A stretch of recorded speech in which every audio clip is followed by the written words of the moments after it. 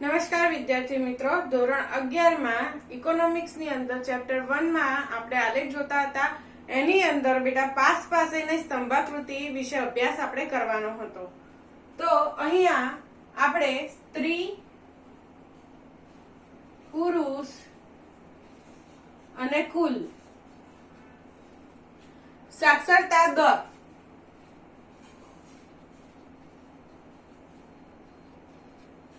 એને પાસ પાસેની સ્તંભાકૃતિ વડે રજૂ કરવાનું છે, દર્શાવવાનું છે.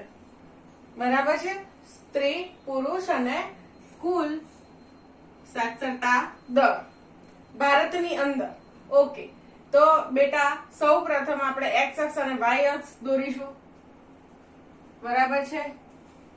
હવે ભારતમાં સ્ત્રી, પુરુષ અને કુલ ટોટલ સાક્ષરતા દર કેટલો છે? દર 10 વર્ષે એ કેટલો વધે છે એની વાત ચાલે છે.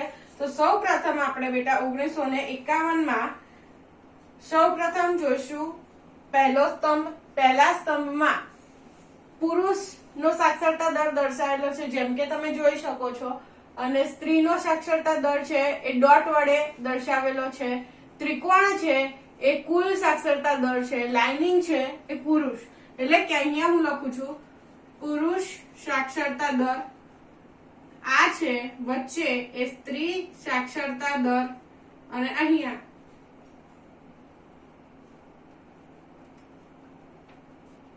અહીંયા કુલ સાક્ષરતા દર દર્શાવેલો છે.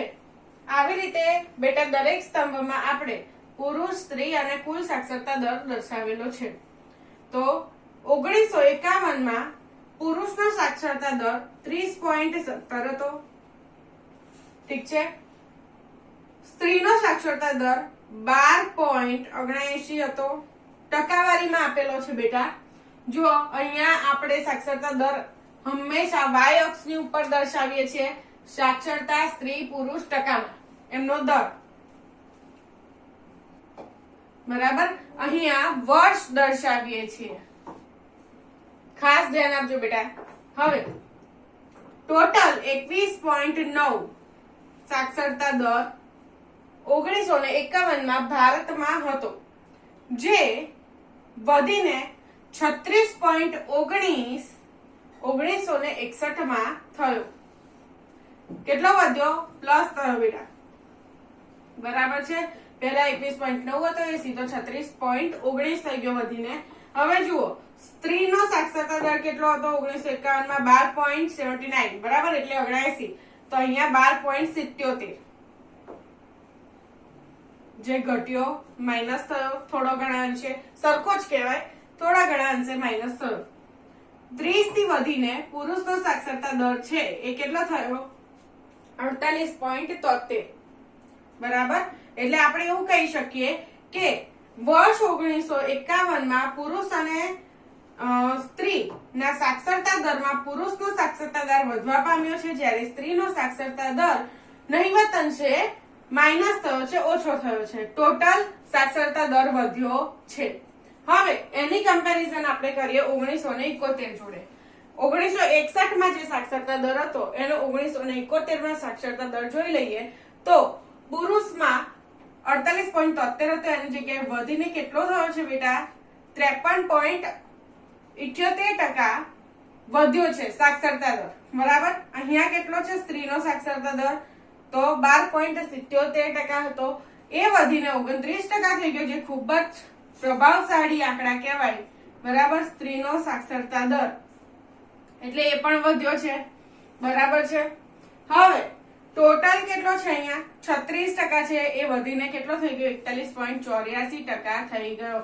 એટલે કે આપણે એમ કહી શકીએ કે 1961 ની સરખામણીમાં 1971 માં પુરુષનો સાક્ષરતા દર વધવા પામ્યો છે, સ્ત્રીનો સાક્ષરતા દર વધવા પામ્યો છે, અને ટોટલ સાક્ષરતા દરમાં પણ વધારો જોવા મળ્યો છે.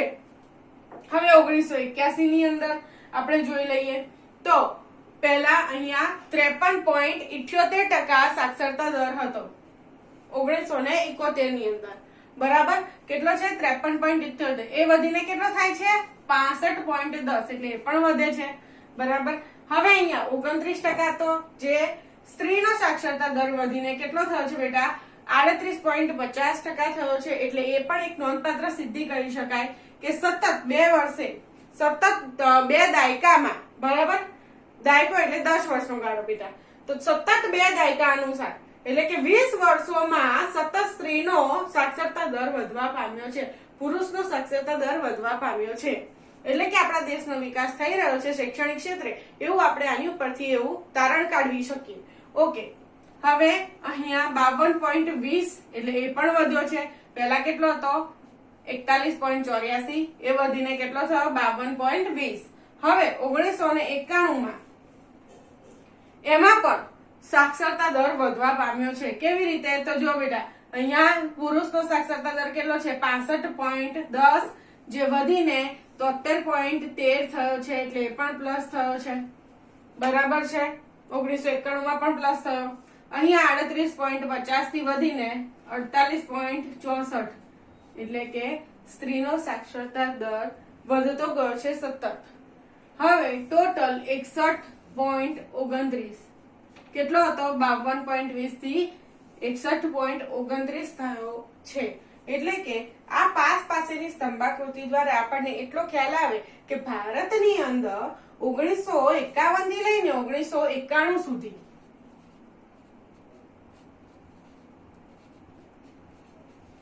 સુધી સ્ત્રી અને પુરુષ બંનેમાં સાક્ષરતા દર સતત વધતો જોવા મળે છે. એટલે કે આની ઉપરથી એવું તારણ નીકળે કે શિક્ષણ ક્ષેત્રની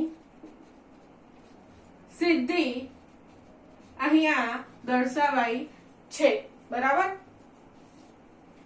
તો હવે બેટા તમને પ્રશ્ન એ થાય કે સાદી સ્તંભાકૃતિમાં આ રજૂ ના થઈ શકે, તો હું તમને જણાવી દઉં કે બેટા જ્યારે એક જ આધારિત ચલ આપેલો હોય, બરાબર, વર્ષ છે એ શું છે બેટા?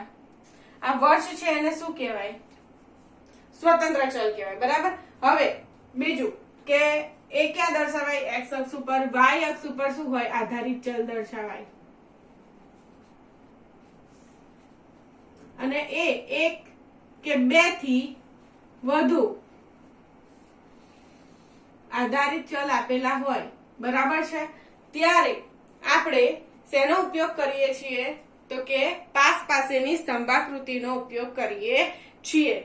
એટલે કે આધારિત ચલ એક કે બે થી વધુ આપેલા હોય છે, વાય અક્ષ ઉપર જે તમે માહિતી દર્શાવો છો એને આધારિત ચલ કહેવાય. એક કરતા બે કરતા વધારે ચલ જ્યારે દર્શાવવામાં આવ્યા હોય, અહીંયા તમે જુઓ છો શું છે? તો કે સ્ત્રી, પુરુષ અને કુલ, બરાબર છે. એ ત્રણેયનું પ્રમાણ આપ્યું છે ને અહીંયા, તે તમારે દર્શાવવું પડે. તેના માટે સાદી સ્તંભાકૃતિનો ઉપયોગ થાય નહીં, પાસેની સ્તંભાકૃતિનો ઉપયોગ થતો જોવા મળે છે.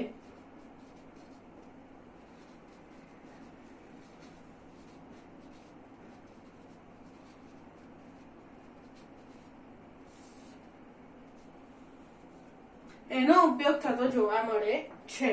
એટલે કે બેટા તમે જેટલી પણ માહિતી અહીંયા દર્શાવો છો પાસેની સ્તંભાકૃતિની અંદર, બરાબર, પાસે આવી રીતે સ્તંભ દોરેલા હોય અને પાસેની સ્તંભાકૃતિ કહેવાય, જેમાં એક કરતા વધારે આધારિત ચલની માહિતી દર્શાવેલી હોય અને તમે એની સરખામણી કરી શકો, તુલનાત્મક અભ્યાસ કરી શકો, કમ્પેરિઝન કરી શકો એકબીજા સાથે, બરાબર છે. હવે જુઓ, પ્રમાણ માપમાં એક્સ અક્ષમાં વર્ષ દર્શાવ્યું છે, વાય અક્ષ ઉપર 1 સેન્ટીમીટર બરાબર 10% દર્શાવ્યું છે. તમે તમારા ગ્રાફ પોથીના માપ અનુસાર ગમે તે માપ લખી શકો છો, તમે જે પ્રમાણે માપ લીધું હોય એ પ્રમાણે, બરાબર છે. બીજું કે આમાં તમે જે ડિઝાઇન કરો છો બેટા, અલગ અલગ ડિઝાઇન કરવાની છે, જેથી કરીને આપણને જો અહીંયા પુરુષની અલગ ડિઝાઇન છે, સ્ત્રીની અલગ ડિઝાઇન કરેલી છે, કુલની અલગ ડિઝાઇન કરી છે, જેથી ત્રણેય માહિતી અલગ અલગ તારવી શકાય. એક સરખી કે મળતાવડી આકૃતિ તમે દોરી શકો નહીં તો કન્ફ્યુઝન પેદા થઈ જાય, બરાબર છે. દૂરથી જોવાથી પણ આપણને તરત ખ્યાલ આવી જાય કે આમાં કેટલું પ્રમાણ દર્શાવાયું છે, એવી આકૃતિ આપણે ડ્રો કરવાની છે. પ્લસ બીજું કે જ્યારે તમે સ્તંભાકૃતિ દોરો છો ત્યારે ખાસ અહીંયા સ્ત્રી, પુરુષ, સ્ત્રી, કુલ જે પણ માહિતી તમને અહીંયા આપી હોય એ તમારે લખવાની રહેશે કે તમે કઈ ડિઝાઇનમાં કઈ માહિતી આપી છે, કઈ માહિતી રજૂ કરી છે, પ્રેઝન્ટ કરી છે. તો બેટા અહીંયા આપણે પાસ પાસેની સ્તંભાકૃતિ ખતમ થાય છે. નેક્સ્ટ છે વૃત્તાંશાકૃતિ, જે આપણે નેક્સ્ટ લેક્ચરની અંદર જોઈ લઈશું.